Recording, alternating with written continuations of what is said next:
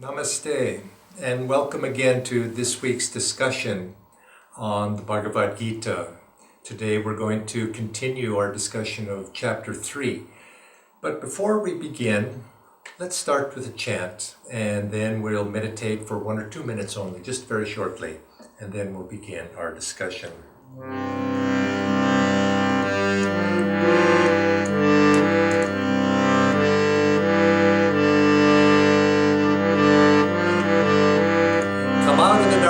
Mother, bathe me in thy light. Come out of the darkness, Mother, bathe me in thy light. Bathe me in thy light. Come out of the darkness, Mother, bathe me in thy light. Bathe me in thy light. Come out of the darkness, Mother. Let me try that again. Come out of the darkness, Mother, bathe me in thy light. Come out of the darkness, Mother, bathe me in thy light. Bathe me in thy light. Come out of the darkness, Mother, bathe me in thy light. Bathe me in thy light. Come out of the darkness, Mother, bathe me in thy light. Bathe me in thy light.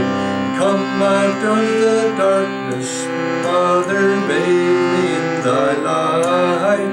Come out of the darkness, Mother, bathe me in thy light. Bathe me in thy light. Come out of the darkness, Mother, bathe me in thy light. Bathe me in thy light. Come out of the darkness, Mother, bathe me in thy light. Bathe me in thy light. Come out of the darkness, Mother, bathe me in thy light. Come out of the darkness, Mother, bathe me in thy light. Bathe me in thy light.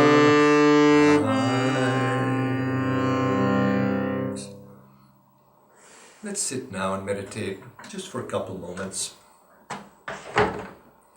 Gather yourself, inhale, tense the whole body.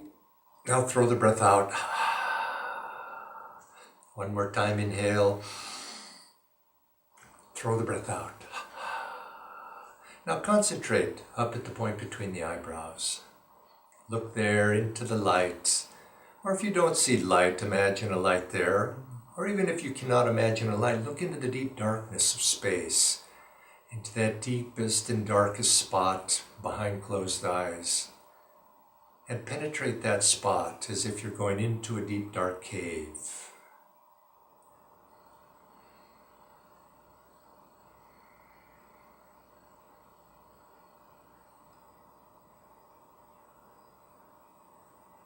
In the midst of that darkness, imagine a light bathing you, filling you.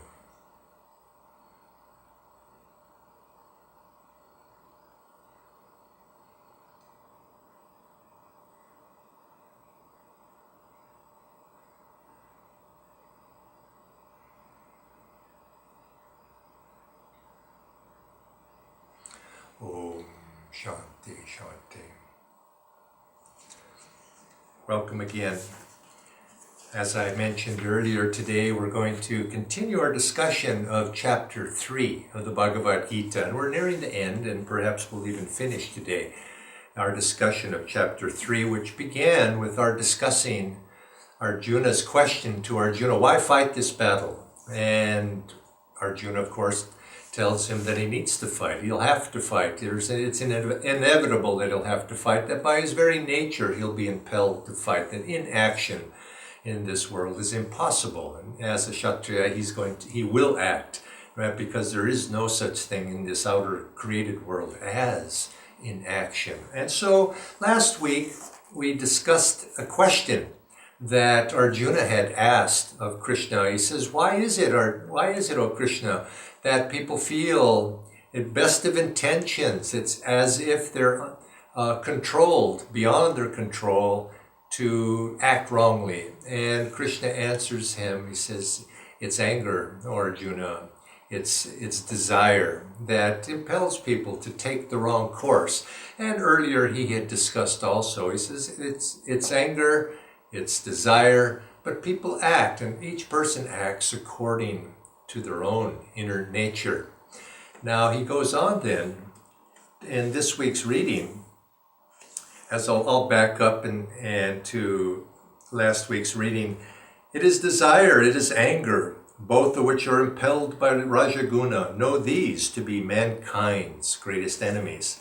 And then he goes on and says, very interesting stanza this week, chapter 3, number 38. As fire is obscured by smoke, as a mirror is covered by dust, as an embryo is enveloped by the womb, so is human understanding obscured by the three qualities. And when he says the three qualities, of course, here what he is referring to is the gunas. And so it's our understanding is of this teaching that he has given, Krishna has given it, perhaps referring specifically to this teaching of anger and his teaching of desire. He's saying our understanding of that and all of these teachings is dependent upon our own qualities of the gunas that are influencing us. And I'd like to explain a little bit more about the gunas today. Now, I read this as a message, it can be interpreted on a number of levels, but it's also a message of hope for Arjuna. It's encouragement to him that he is, by nature, he is a sattvic person. He's a righteous person. He's a person who is inwardly has control of himself. Arjuna is a warrior of self-control. And so his nature is sattvic. And so Krishna is saying here, he's saying just like smoke, as he says, just as fire is obscured by smoke. Well, a fire obscured by smoke, just a little puff of wind, a breath will blow that smoke away and you'll be able to see the fire perfectly. So it is with a person of sattvic nature. Just as they have qualities within themselves, perhaps that are less than ideal, but it doesn't take much, and just a little bit of puff of smoke. And I think this is Arjuna's nature, is that he just a little bit, and then Krishna is saying to him, just a little bit of effort and you'll be able to overcome these obstacles that are before you. And then he goes on and says, as a mirror is covered by dust. This is a reference to Rajaguna. Rajaguna, that activating force, you might say, within us, that which impels us to more action and outward nature, those people who are of that type. Well, in this case, it's a little bit, is as a mirror is covered by dust, it takes here, it takes more than a little bit of puff. You have to actually rub the mirror. You have to put a little bit of effort and work into cleaning it. Or you might say it's covered by, instead of dust, you could say sometimes a mirror in those days, in the old days, would be covered by rust. And you'd have to wipe it, but with enough effort, you can get it clean. And so it is with the person of Rajaguna temperament. With a little bit more effort, they can see. And then finally, he makes reference to Tamoguna, you might say the downward pulling force, that which obscures, that which is deadening, that which is promotes ignorance within us. And he says there, as an embryo is enveloped by the womb, so is human understanding obscured. Well, an embryo enveloped by the womb, there's nothing you're going to do about it. In other words, a little bit of action is not going to make that embryo be given birth to, except time. It takes time, and you must be patient in this to wait. until that embryo is of age enough to be able to take birth. And so it is with the person of temperament of tamaguna, that the ignorant, those who are obscured, those whose consciousness is darkened, try as you might, and I think we know situations in our own life, try as we might to convince that person, to shine the light for that person, they're just not going to understand it. What you have to do is you have to simply wait. It's like trying to explain calculus to a child. That child has to go through a certain developmental understanding of arithmetic and other things first until they're able to comprehend. And it just is going to take time. And this understanding of the gunas is important for us because we are, as long as we're embodied in this physical world, the gunas are going to express themselves in everything we do and in every person, in every action that we do. You could say it's like a wave in the ocean. There is in every wave, no matter what the size of that wave is, there's going to be a high point of the wave, there's going to be a low point of the wave, and there's going to be that point within the middle, or you might say the highs and the lows of the trough and that point in between those two. Or like a magnet, no matter where you cut a magnet, there's always going to be a positive side to that magnet, there's going to be a negative side to that magnet. So even in the greatest of saints, they too, in this world, and they're embodied. An embodied saint has a rajaguna, sattvaguna, tamoguna aspect to them, but it's certainly not anything like what it might be for a person whose general temperament is of an ignorant sort. So consequently, for saint, as Swami Kriyananda would often say, for a saint, tamoguna might be considered sleeping a little bit too much. Instead of sleeping 2 hours a night, perhaps he sleeps 4. Well, for the person of an ignorant or darkened temperament, I mean, that is hardly would be considered a negative thing. But nevertheless, there's directionality as long as we're embodied in everything we do. And so every person has these potentials within us, each within what we do, and we need to always be trying to express the highest potential. So looking in what direction are we? And that would be the question. In what direction are we looking? We're looking in an elevated direction to take us more up into the light, or are we moving in the direction taking us down into darkness? And this applies to all of us, depending on no matter what level we are on. And so it's also good advice for, in this case, it's encouraging advice to Arjuna. It says, yes, if you're basically of a spiritual temperament, you're basically of a calm temperament, you're basically of a compassionate and high understanding, don't be discouraged. Don't be discouraged. Just we all have these potentials within us, and sometimes they express themselves. And for a person of saintliness, just a small error of judgment within them can be very painful for that person because they're seeking perfection. And if they don't reach it, it can be difficult for that person. They can feel pain of that. And Krishna here is giving consoling advice to Arjuna. He said, just a puff, just a little puff, a little effort, and you'll clear it away. Or to the person who's perhaps a little bit more active, just put a little effort, elbow grease, as they say, into that, and you too will be able to clear it away. Though the person usually of tamoguna, dark in quality, doesn't even ask the question so much. They're not yet aware enough, perhaps, in their understanding of the higher potential within them. And so then, if you are trying to help such people, you have to understand that you just may have to wait.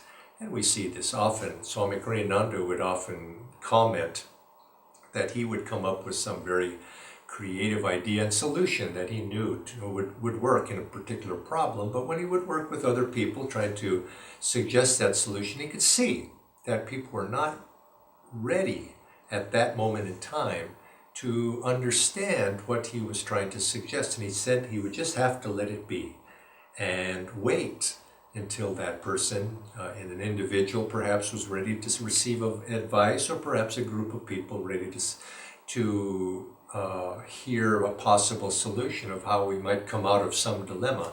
And this is how the wise person acts. He can recognize that everybody works according to their nature.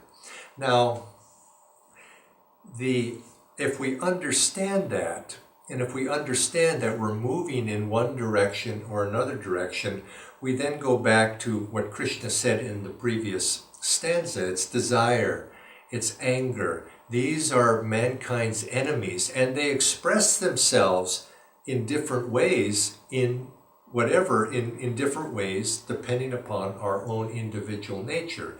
And so we have to be aware, we have to be always on guard for that potential seed thought, those potential seed tendencies within each of us, and to not give those tendencies energy, no matter what our individual nature is, because each of us have the potential to go in that direction. There's a story from the Native American culture, in the Native American Indian culture. There is a grandfather teaching his grandson, giving him words of wisdom. And the grandfather told the boy, he says, within you there are two wolves fighting.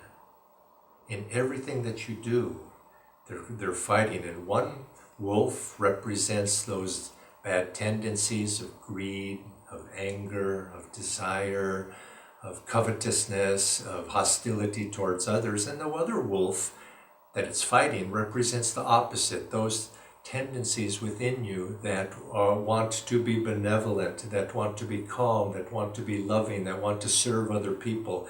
And these two wolves are always at war within you. Now the boy, hearing this story, he thought about it, and he says, but grandfather, which one wins? And the grandfather says, the one that you feed. And this is the story of the Bhagavad Gita. The one that you feed, because within us we have these tendencies, and the Gita is a story of this inner struggle within each of us of overcoming the downward pull out into the world toward materialism, out toward anger, out toward desire, whatever it might be, versus the opposite. Now, which one are we going to feed? And this question is something that everybody has to ask themselves, no matter where on this ladder of consciousness, or where in the wave that they happen to be at that moment. The reading then after this goes on to the next one.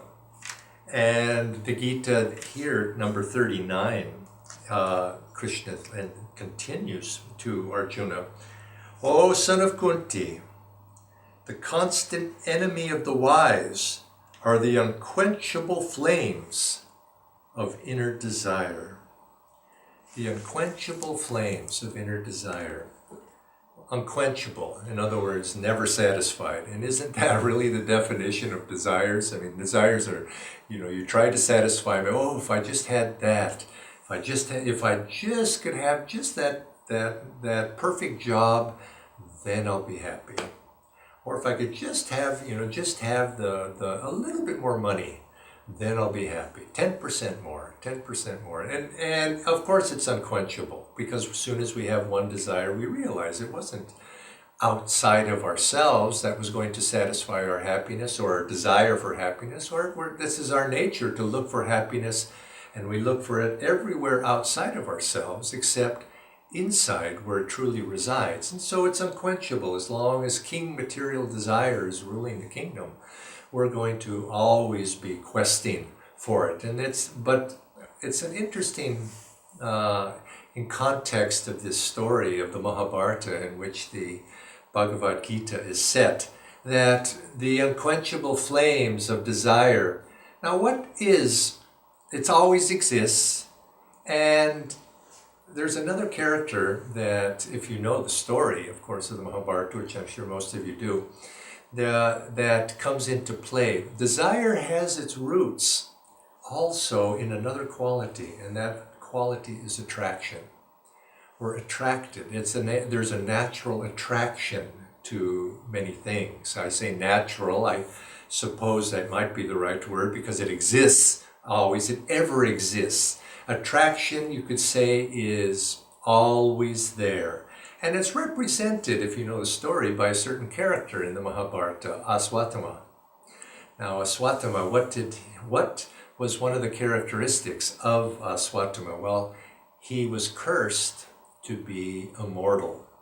He never died. He could, in the future, for his actions, he was cursed by that. And that's representative because his attraction never dies. It's always there. It too is immortal. It's a force. Now the force exists because there is this outward pull. This is intrinsic in this creation. Without it, this creation perhaps it wouldn't exist if we didn't have this pull, this attraction outside of ourselves. And so it is there. But you could say, that saint who is overcome is not ultimately in the end influenced by it. But yet that doesn't mean it's not there. And so many people, when faced with attraction, which ultimately turns into desire if it's fed, they think that they can overcome attraction by affirming that it doesn't exist. But it does. Oftentimes you'd see a person's attracted to something and say, oh no, I'm really not attracted to that at all. It's not there, it's not me. But deep down, if they're honest, they can feel it. And this is, you might say, one of the marks of a wise person is that they're honest and truthful enough with themselves to be able to recognize these tendencies. Perhaps a person is attracted to something that's less than honorable. Well, and they want to be a good devotee, and so it's a blemish, you might say. And rather than dealing with the blemish, correcting it, they place it under the rug, and it's not there. Well, an affirmation of its non-existence is not going to be successful, because if it's there, sooner or later it's going to manifest itself. Remember how we just a few weeks ago talked about suppression? Well, this is an example of that. If that attraction is there, to pretend it's not will not work. What we need to do instead, before that attraction starts to fester within ourselves and ultimately manifest from attraction to actual desire, which has energy behind it, then we find that it's much more difficult. But if we see the attraction, if we can feel an attraction towards something, rather than affirming non-existence of it, is to put out an opposite positive assertion of attraction to something in a positive direction.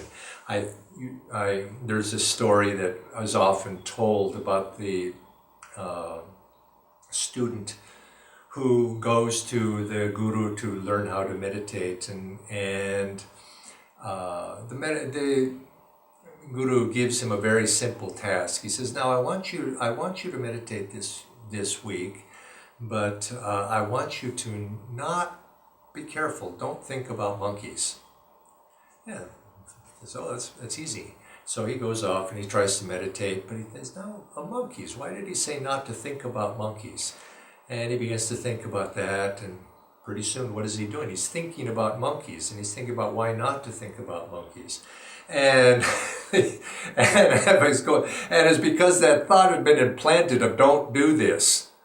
Oh, okay, and then it takes possession of him, and all he can think about is monkeys at that time. And so it's the same thing. When you have attraction, you find, oh, I shouldn't be doing this. I shouldn't be attracted to that. I shouldn't.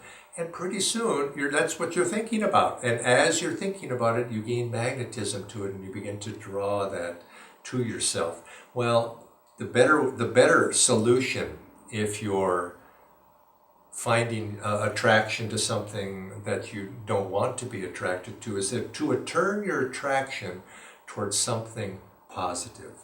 And you could say ultimately, for the devotee, for the person who's seeking God, is we need to stimulate that attraction within us, from outward attraction out into the world, is to develop an attraction toward God. And this is why we try to stimulate through chanting, through devotion, through engaging the heart. We stimulate an attraction to something positive, and in that positive flow of energy, in that positive attraction, we then find that the energy that has been going into another direction begins to simply dissipate. It's simply something that we've talked about in other contexts of like changing a habit, changing a direction. You can't block it and cut it. You have to redirect it. And this is why we have to take toward life a positive approach. We can't be passive. When we meditate, it's one of the beginning instructions that we give to people when they meditate, is some have the idea that meditation is simply blocking out all thoughts and to not think about anything. Well, this is another way of saying have a blank mind. This is not a good approach to meditation. We don't want to have a blank mind. And oftentimes it's very popular these days for people to pursue what's called mindfulness meditation, to be mindful and to watch one's thought, which is a very good technique, by the way. But in that mindful meditation of just observing one's thoughts, observing one's feelings, observing those sensations and impressions that cross one's field of consciousness, one should be mindful of not falling into a passive state. Mindfulness is an engaged activity. And in our tradition, the tradition of yoga, Raja Yoga is taught by Paramahansa Yogananda, and Ashtanga Yoga, what we do is we engage the concentration positively. It's a little bit different than the mindfulness, although that too comes into play, is we engage the mind positively in concentration, in, let's say, for example, toward the breath, watching the breath, practicing Hong Sa, the basic technique of concentration that Paramahansa Yogananda's teachings begin with, or to engage the concentration, as I started this discourse with, is come out of the darkness, Mother, bathe me in thy light, engaging it on light, or engaging on a sense of joyfulness, or engaging it on peace. But the idea here is to not be passive. Don't have blank mind. Now, why is that when we meditate?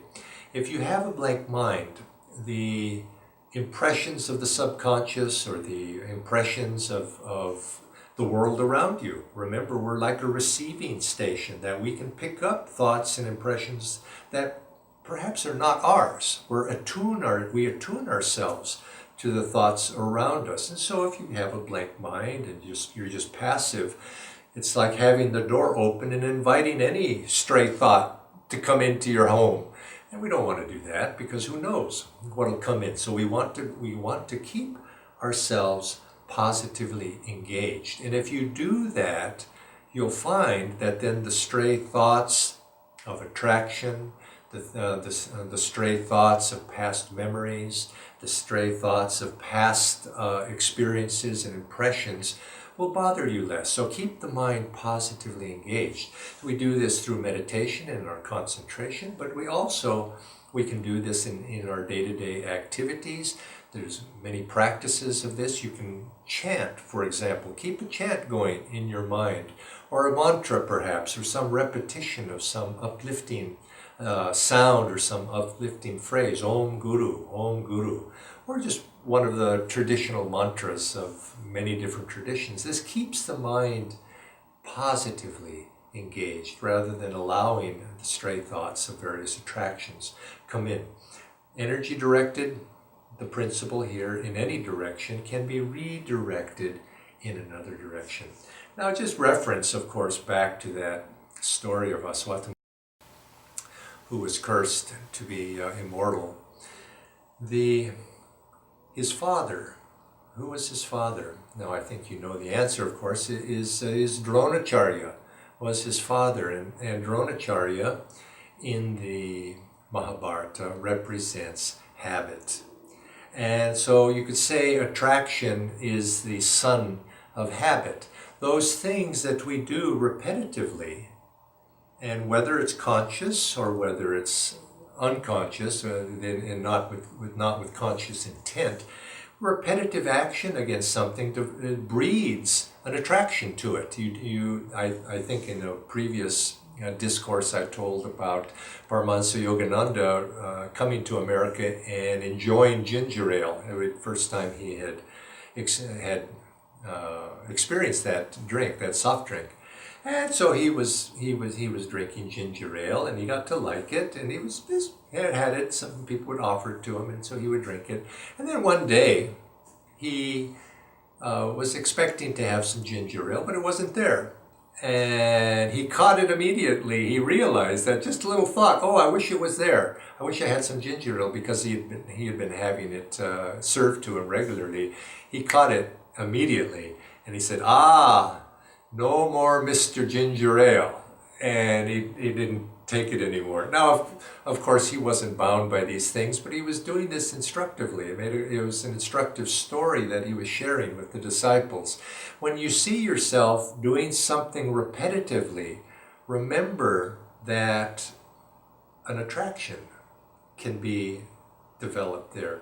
And it's not necessarily these things. I don't want to be over scrupulous about these things, but I pointed out just so you be aware that through repetition, attraction can be, attachment to it, to what your action are, is what we want to avoid, because out of that attachment will come attraction, and attraction leads to desire. And desire, of course, when it's frustrated, when it's not fulfilled, what is the end result of that?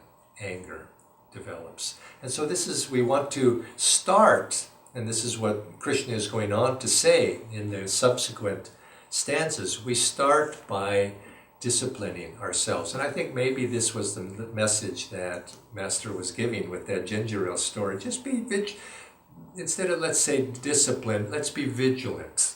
Let's be vigilant and be aware and be conscious in where our direction of our life force is going, where the direction of our attention is going, where the direction of our energy is going, and keep that in a positive direction. And then there's no room then for the opposite to take hold within us. And so Krishna goes on after mentioning that this anger and desire are a constant enemy. He says, the senses, mind, and intellect are declared to be their stronghold. The senses, mind, and intellect. Senses, mind, and intellect. The desire takes root. And notice that where he says the senses themselves are the starting point. Desire through these three deludes the embodied soul and eclipses its wisdom. Well, Krishna, as we've spoken already, he began even in chapter 2. He began at length. He discussed the necessity for us to discipline the senses, to withdraw the life force from the senses. And this is the true yogic way to discipline the senses, not simply to cut off the outer expression, although we often have to start there if we don't have the control of our life force. But just doing that is not in itself going to be effective unless inwardly we can begin to withdraw from them. Now, this is not so easy to do, but yet it comes back to the same principle that we just discussed with relation to attraction. To discipline the senses if they give us trouble is, again, engage them in something positive. Engage your outward activity into something in some direction that is going to bring you that which you're seeking in life. And this you'll find will give you a key and a clue and a tool by which you can bring those senses under control. But ultimately we want to go within to be able to control that life force that is behind the senses. The senses are merely tools. They're tools that can be used for positive or less than positive applications. And so we have to go to the root of it, which is the life force itself, which is animating them. Learn to control that life force. Learn to practice and withdraw that life force. And this is what we do. I made mention earlier of meditation, but even before meditation, the control of that life force, pranayama, is the key. And this is the essence of why we teach the energization exercises as part of our teachings of Paramahansa Yogananda. Many people think of those exercises simply as learning to energize the body, to bring more energy into the body. But we tense with will, as we say, with those exercises, and relax and feel. And in the relax and feel, we send energy out into the body parts, and then we learn to withdraw that energy from the body parts. And this is what we're trying to do on a deeper level with withdrawal of that life force from the senses. So if we can learn by using the body as an instrument, as a practice field, of learning to withdraw energy from the arm, withdraw energy from the torso or the leg, and feel it, we can then take that principle into a deeper level and learn to withdraw that energy from the senses and to be able to control it. This is how we, in the final analysis, learn to control those senses. There's a chant that Paramahansa Yogananda wrote. It's more of a song than a chant, and it goes, "Desire, my great enemy, with his soldiers is surrounding me. He's giving me lots of trouble, oh my Lord, oh my Lord. That enemy I will deceive by remaining in the castle of peace, night and day in thy joy, oh my Lord, night and day in thy joy, oh my Lord." So it is with us. Desire, my great enemy, with his soldiers is surrounding me. He's giving me lots of trouble, oh my Lord. What do we do? That enemy I'll deceive, remaining in the castle of peace, night and day, in thy joy, oh my Lord. Now, this brings us just about to the conclusion of chapter 3, and I'd like to conclude reading these last stanzas. Number 41 of chapter 3. Therefore, O best of the Bharata dynasty, begin by disciplining the senses, withdrawing your energy from them into the spine. Then destroy desire by casting it from your heart. Desire is the sinful destroyer of wisdom and of self-realization. It pulls us out, you see. Desire pulls us away from our true goal and our true, deeper understanding. The senses are declared to be superior to the body, since they convey perception. The mind is superior to the senses, both inner and outer, since it is the perceiver. The discriminating intellect is superior to the mind, since it understands what it perceives. And the self is superior to the discriminating intellect, since it is both perception and understanding. O mighty armed Arjuna, thus cognizing the indwelling divine self as superior to intellectual understanding, discipline your lower self, the ego, by dwelling in the true self, and thereby overcome the foe who, wearing the armor of desire, is ever difficult to conquer. Thus ends the third chapter, called Karma Yoga, of the Upanishad, of the Bhagavad Gita, in the dialogue between Sri Krishna and Arjuna, discussing the yoga and science of self-realization. O mighty armed, the self is superior to intellectual understanding. Discipline your lower self, the ego, by dwelling in the true self. So you see, what Krishna is saying here is concluding. He says, the true discipline is not so much don't beat yourself up, don't suppress, don't be angry with yourself, don't be discouraged with yourself. Don't do these things that many people do. This is that are outwardly not helpful. They perhaps might remind you of do something more positive, but they're not helpful. This is the way of Kali Yuga. This is the way that in the old days people would scourge themselves. People would do austerities that would harm the body to remind themselves of its impermanence.